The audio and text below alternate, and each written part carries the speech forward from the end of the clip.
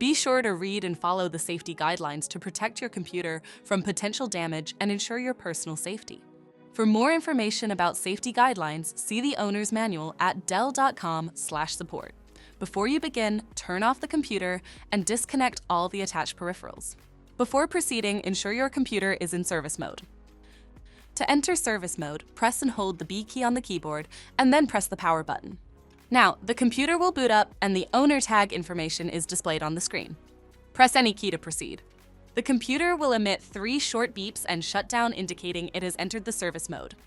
Loosen the captive screws holding the base cover in place. Using a plastic scribe, pry the base cover from the palm rest assembly, starting at the top edge and working your way around to release it from all sides. Now, lift the base cover from the palm rest assembly. If your computer is unable to enter service mode, disconnect the battery cable from the system board. Identify the solid-state drive 2230. Remove the 2 screws, secure the SSD thermal plate. Lift the thermal plate. Lift the solid-state drive holder, and carefully release it from the hook to remove it.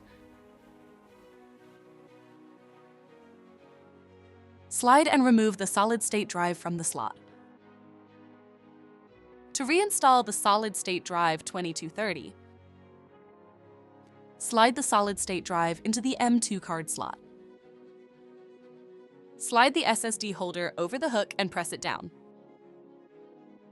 Align the thermal plate and firmly press to cover.